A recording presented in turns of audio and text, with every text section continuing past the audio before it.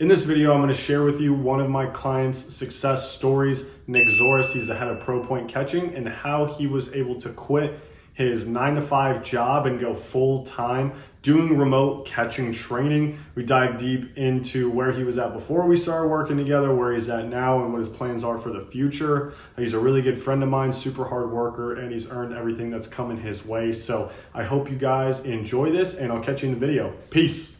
All right, Nick. Well, I appreciate you jumping on this call with me and, I guess just being willing to obviously give me a chance and, talking it over with me right now, dude. So why don't you go ahead, introduce yourself, and tell us a little bit more about who you are and what you do. Yeah, dude. First of all, thank you, man. My name is Nick Zouras. Um, so I'm the head of Pro Point Catching.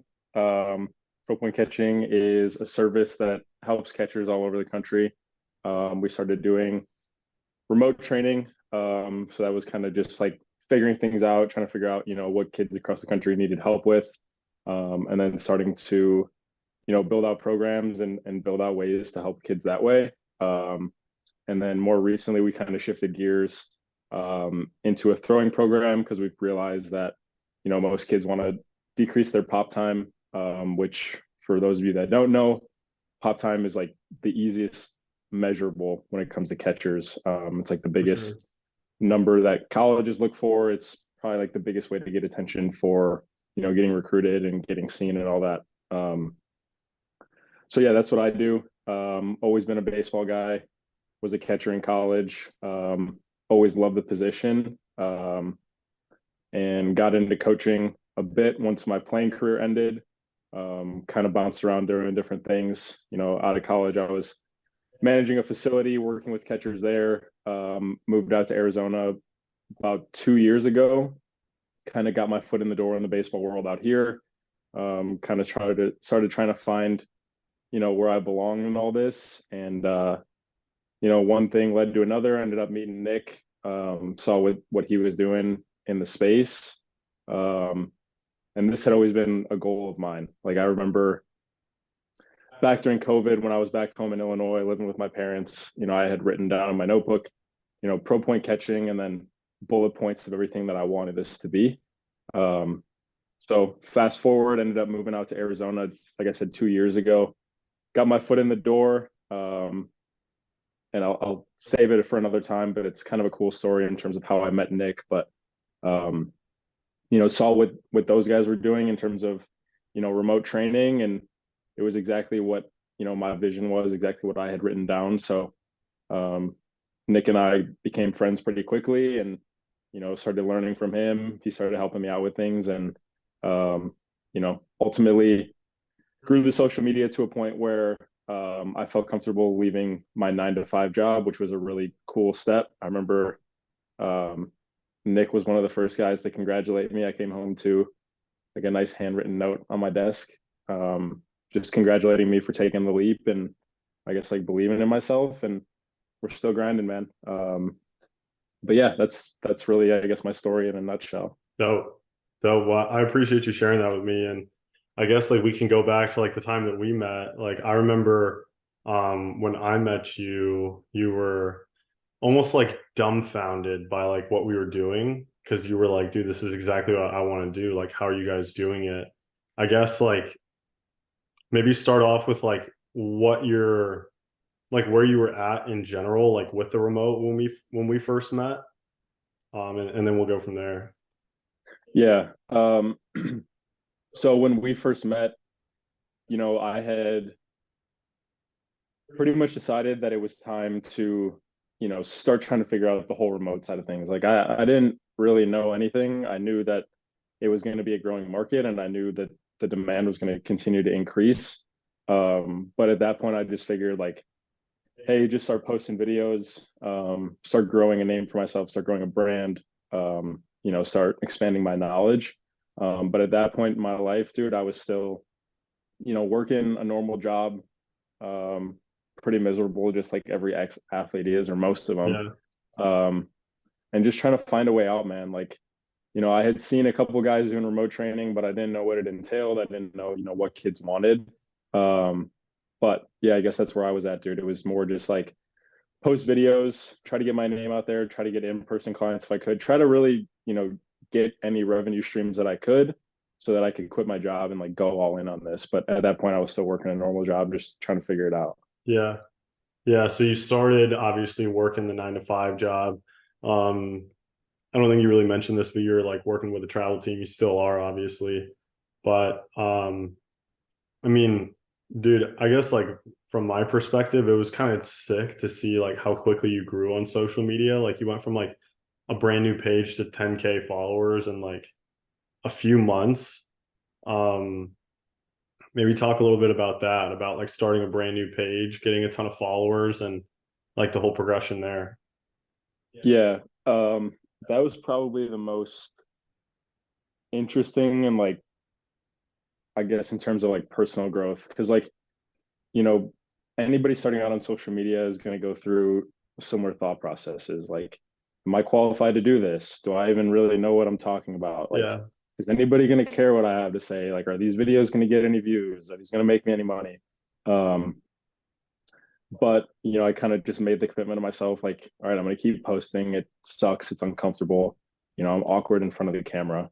Um, but as you go through it more, like you learn a little bit on each video you make, you start to see like, oh shit, people actually do care what I have to say. Like, especially playing at the Division 1 level, like, you're in the top whatever percentage, and you have to imagine there's, kids from, I don't know, 6 years old up to 18 years old that are listening to what you have to say. So I guess it's just getting that mental shift in terms of like what you have to say is valuable. The things that you learned across your career are valuable. Like some kid out there can learn from it. It's just, being okay with getting in front of the camera and like sharing what you know and Hmm. understanding that like there's no right or wrong way to do things in baseball. So any insight you can provide, anything that helped you, anything that, mental cues that you teach your kids, like this is all good stuff. And you kind of just have to imagine it like, I'm not talking to a camera. The way that I like to think about it is like when I turn the camera on, like if there was a group of catchers sitting in front of me, how would I talk to them? So like, Hmm. yeah, exactly. And like the more that you go through that process of like posting videos and then the views become, pretty consistent. And then you start to set yourself apart as like an authority figure. But probably the hardest part of that is just like being okay with doing it and being okay with yourself, like understanding you have value to give and that people will listen. So like if you can push through that front part, then you'll really start to see your page grow and like people will tell you what they want and then it gets a little easier. Yeah. Yeah, definitely. Dude, I think I mean me included, bro. Like the biggest thing that I think holds people back is like they're afraid to get started. They're always worried about like what other people think or like is anybody gonna care or anything like that. And like I think number two, and I think this is probably something that like you and I like kind of work through together is like um, not trying to solve problems that like aren't right in front of you yet. You know what I'm saying? Like thinking, okay, like I'm gonna grow my audience, but then like what happens when this happens? You know what I'm saying? Like thinking too far down the road. So like maybe tell me a little bit about like, because we had conversations about how you were like, oh, I want to figure this stuff out on my on my own first. Right. So maybe tell me a little bit about like, you know, how it was going on your own and then what made you transition to like actually wanting to be like, all right, dude, tell me whatever the hell you want me to do, like I'm gonna do it. Yeah. Um, it's it's interesting because like there's similarities in that story and there's similarities in like my playing career. Like I'll kind of take you back to that, but you know, throughout college, like everybody thinks they're going to go to school, they're going to start at a 4 year as a freshman, they're going to get drafted after their junior year, they're going to Yeah. sign for $10 million, and Yeah. that's it, that's their life. Yeah. It's Um, that easy. yeah, and then for most guys, that's not the case. Like the reality of college baseball hits you and you realize maybe you're not as qualified to be on the field or you're not ready to be on the field. um, and that's when you have to take a hard look at yourself in the mirror and realize like, okay, like what is my room for improvement? And I guess like set your ego aside and like make those changes. So that was something that I dealt with in college. And then, getting out of school, like I knew I had valuable information to give. I knew I enjoyed making videos. I knew I enjoyed teaching kids and, helping kids get better. And, I thought because I had those skill sets that I'd be able to figure the rest out. But then as the ball gets rolling, you realize like how hard this stuff is, like all the stuff that, makes the client's experience smooth is really hard, especially if you don't have, you know, I guess the experience or the knowledge or, the reps doing it. So that stuff's really hard. And then you start to realize like, okay, I'm bottlenecked on the business side of things, and that's affecting how many kids that I can actually help teach and like overcome, whatever issues they're struggling with in their career. So it just got to the point where I guess I got sick of like making the same mistakes. Like I was making progress, but not as quickly as I wanted to. Mm-hmm. And, I guess one day I just looked in the mirror and I was like, all right, well, Nick's already done all this stuff. Like, here's all the numbers. Like, he's offered to help me 10,000 times. Like, at this point, it's just me and my way. So I guess like being able to be okay with asking for help and, understanding that people do want to help you, was probably the biggest jump that I had to take. I know like as baseball players, we all have big egos. Like it's me, I'm the guy, whatever. But at the same time, like the shift that it took to let me play college baseball and like win a conference championship, make a regional was me understanding like, hey, it's not about me, it's about my team. Mm-hmm. So it was the same thing with the business. Like it's not about me, it's not about what I did. It's not me. It's like, let's ask for help. Let's make this the best product possible. That way we can like really have a good amount of reach. 100%. Yeah, I think, dude, it's like when you first start out, at least like this is my experience, like in terms of like entrepreneurship, it's like you like want to do everything yourself because you're like, oh, I'm like driven, I'm motivated, like I want to figure all this stuff out. And then you start to see a little bit of success, but like maybe you're not growing the way that you want, kind of similar. And I think you kind of have to like put the ego aside and be like, is this really all about me? Because if you make it all about you, um, your growth is always going to be limited. Like the saying that if you want to go fast, you go by yourself, but if you want to go far, you go together, right? And I think even even in your situation, like you were, getting a little bit of traction, but you were like, dude, I'm not like I'm getting followers, but I'm not getting like people to pay me money to train. You know what I'm saying?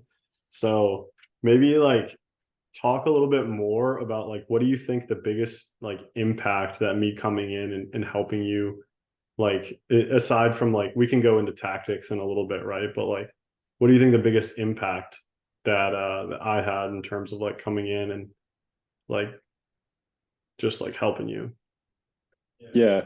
So I guess like what it really boils down to is like us as coaches, like the only things we really care about are like coaching and like getting out there with the kids and like helping them see improvement. Like that's where we get our joy and our value. So I guess like, like I can say a million things on camera that make sense. But in terms of like how many kids that can reach, like that's not always optimal. And I guess what you taught me is like there's a way to display like your knowledge of the game and your knowledge of like whatever you're trying to teach, and also make it very clear to your ideal customer. Because like, my thought was always like, well, if I just do the right things and I like do right by the game of baseball, like clients will come. But I guess what you helped me understand was like, if somebody doesn't know what you're offering, if somebody doesn't know how you can help them and how it's going to benefit them, then they're never going to, hop on your remote program. They're never going to join, whatever it is that you're trying to do to help them, because it's just so unclear. So I'd say the biggest things that you've helped me understand are like how to make it very clear to who I want to work with that I'm taking on clients.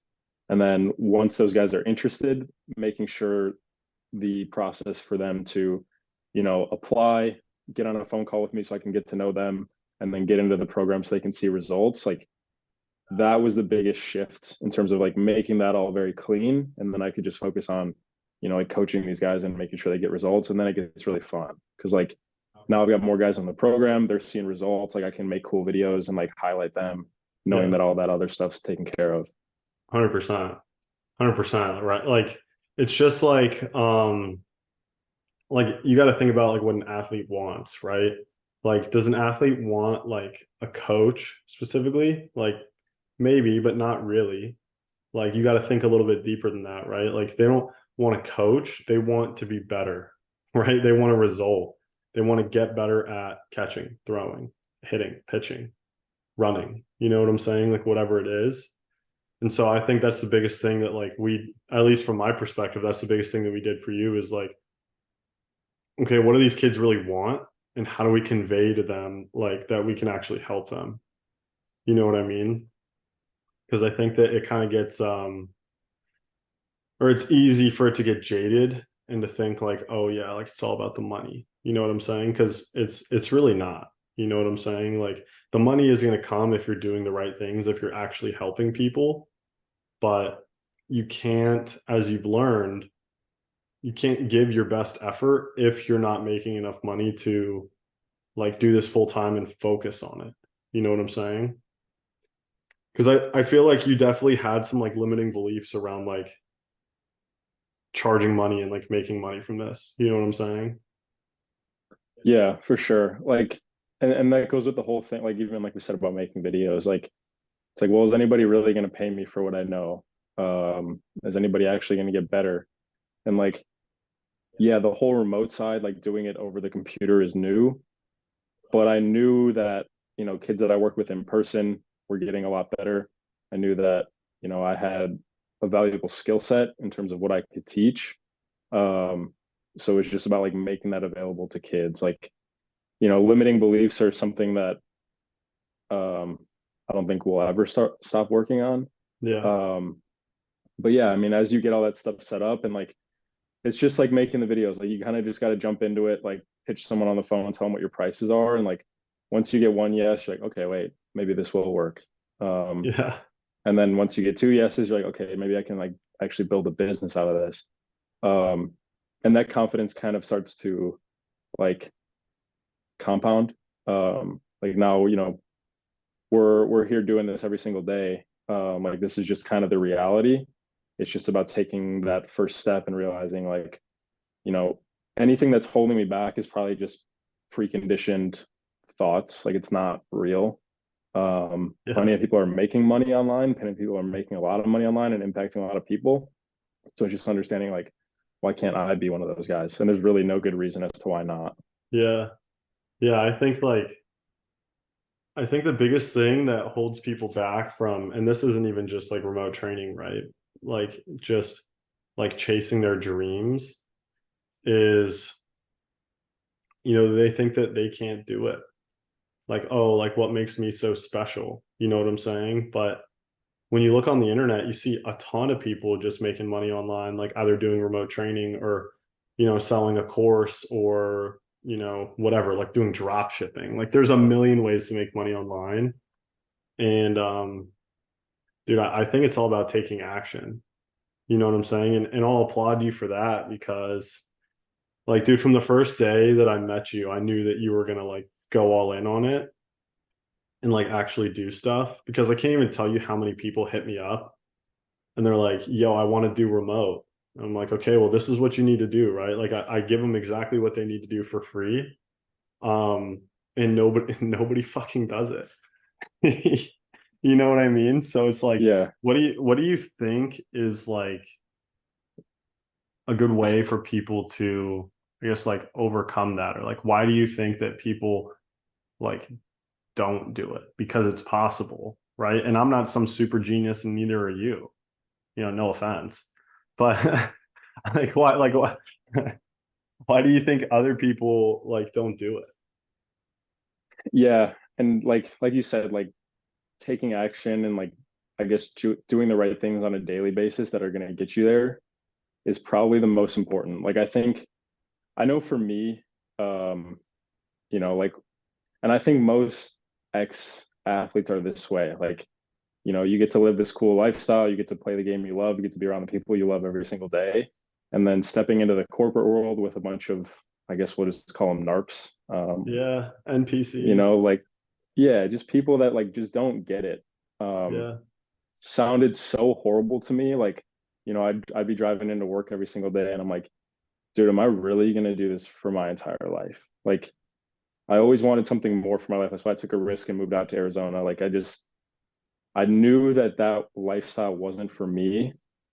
And that lifestyle was more scary than taking a chance and starting an online business. Like, I couldn't get stuck, working behind a desk until I yeah, could finally retire. yeah, So like, I think if you have that desire and you have, that want inside of you, um, you'll figure out a way. I think sometimes people don't necessarily like take the risk or take action because, the end goal over here, whether it's make $10,000 a month or, have a facility or whatever you want to do with, your training, like that seems so far away. And there's like so many things that don't make sense yet in terms of how we get there.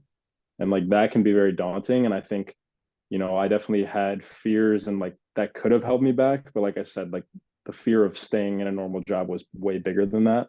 yeah, Um, but I think again, like something that you helped me with was like I'm kind of a perfectionist at heart. Like whether like something that I recognize on myself is like if I can't do it perfect, I won't do it at all. yeah, And that's something that I've gotten better at. Just being okay with like, okay, here's the end goal. Here's roughly what it's going to take to get there, and then we can kind of like back engineer like, okay, what do I need to do on a daily basis to get to here?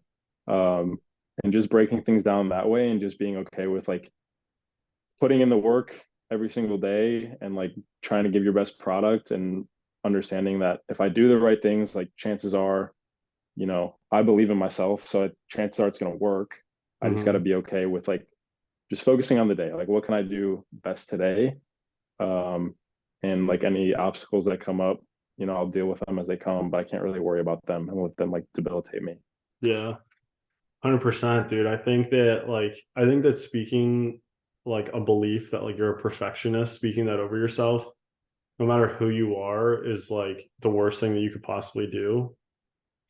Because most of the time, like it's not true. You know what I'm saying? Like if you were a perfectionist, like every single piece of your hair would be like in a perfect place. Like your eyebrows would be done every single day. You know what I'm saying? Like little things. So like people like put these labels on themselves and they let them paralyze them. And I think it always stems from like the fear of failure. Um, and I guess I think what you've learned is like, you're only gonna fail if you quit. Like obviously like it hasn't been the straightest path like since, when you started to like right now, and you're nowhere near where you want to be yet, right? But I think just the biggest thing that I've seen you develop, like not only like in the remote business, but like as a man, is like being okay with not being perfect and being like, you know what, fuck it. Like I'm just gonna do this. I'm gonna see what happens and I'm gonna get better as I go because realistically, like if you've never done it before, like what makes you think you're gonna be perfect? Like what makes you think that you're actually gonna be good at something the first time? Like when you come out of the womb and you can't walk and you're trying to walk for the first time and you fall over, your parents just look at you and go, fuck, that one's a crawler. It's never going to walk.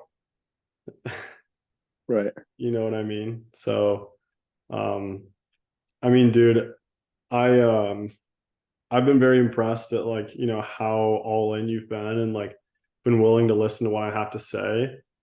Um, I mean, is there anything that you want to say about like our experience working together or maybe somebody who's watching this video for the first time and is like, who is this dude? What is he talking about? You can make money on the internet, blah, blah, blah. Like, is there anything you want to say there? Yeah. I guess just like if we haven't made this clear enough yet, like the biggest bottleneck with trying to do it myself was um, just trying to structure everything and like trying to figure out like what the most optimal use for my time is. Because like when you're starting any business, like there's a million things you could be doing, but making sure you're doing the right things to push the business forward is probably, a skill that not all of us have, especially if you're starting your first business. Hmm. So like I said, like just taking it from a guy that's been there, done what you want to do, and you know, taking his guidance, learning from his mistakes is going to save you a lot of time. And it's going to allow you to kind of do the things that you actually enjoy doing. Like now I get to actually like focus more time on coaching, building out like sick programs, like highlighting these guys that are getting better. Because I know all this like boring to me stuff is taken care of. Um, you know, and in terms of like, you know, what just coach is, um, I know Nick on a personal level. Like we were friends before we ever started working together. Um, and just in terms of like Nick's story and what he's been through and what he's been able to overcome, and just like, I guess the integrity that you've built out of that is something that I've always admired you for. Thank You're you. very strong. Yeah, like you have very strong values, and you stick to those values. Um, and at the end of the day, like I know for a fact, like if somebody you're working with doesn't get results, like you're going to take it personally and you're going to figure out how to get them there. So like that's something that I guess I want to say thank you for, because that means a lot. Yeah, absolutely, dude. I mean, um, one of the biggest things that like I would say to you is like I'll help you as much as you want me to help you, right? And like your successes and your failures like are mine too. You know what I'm saying? Like if you're like, ah, fuck, like I didn't get as many guys this week or whatever, like I take that personally. Like I feel like that's my fault. You know what I'm saying? Like because I'm supposed to be the expert here. So I appreciate you saying that, and I appreciate you sticking with me um the whole time, because I think this is just the beginning, and the hardest part is always the beginning, right? But I think you have a lot of upside with what you're doing right now, and I know you're going to keep going, you know, so I don't have to like motivate you anymore. I think once you taste the success a little bit, it's really easy to be like, oh shit, like this is what I'm going to do. You know what I mean? But um dude, that's really all I had for you, man. I really just wanted to get you on here, kind of like let you tell a little bit of your story, your experience so far, like, you know, working with me. And um I guess last thing, like what are your plans moving forward? Yeah. So basically right now, like since I said, like everything's kind of set up to the point where, um, you know, I'm ready to take on as many guys as possible. So plans for the immediate future are, you know, get as many kids in this program as I can, make sure that they get the best results possible. And that's kind of freed up my time to like make really good content for like trainings, which trickles down into content for social media. So immediate plans, get as many kids in this program, get them the best results as I can. Um, Continue to grow the page. And then, you know, once that stuff's kind of rolling to the point where we like it, I'm really excited to kind of start exploring, you know, into colder audiences, which I know you've got a lot of plans for, and Yeah. that shit makes me excited. Yeah. So yeah, and then you know that's probably the next like 6 months is figure all that stuff out, and then I guess once that's all figured out and like that's rolling smooth, hopefully start to hire out coaches so I can free up more of my time, and then you know long term like 2 to 3 years, like hopefully start hosting events and stuff like that for my community. Yeah. But the sky's the limit, dude. I'm excited. Yeah, 100%, dude. And I love how you're thinking, you know, years into the future, right? Like obviously, you know, if you got to pay rent, you got to, you know, make ends meet like tomorrow, but at the same time, um, you know, I think for you especially, like you're just scratching the surface, and I think remote training in general is just getting started. So like if people are out there, you know, maybe you're watching this video right now and you're like, oh, dude, I want to get started. Don't wait, because the longer you wait, the more you're going to miss out on this potential huge wave. Not even potential, the huge wave is coming for, you know, one-on-one trainers, right? So, um, dude, Yeah. I want to thank you so much for your time. One thing on that, dude. Yeah, go ahead. I mean, there's online coaches popping up everywhere. So like someone's going to take the opportunity. And that's something that you and I talk about all the time. Like, you know, being a first mover on this is good because we're making a lot of the mistakes early.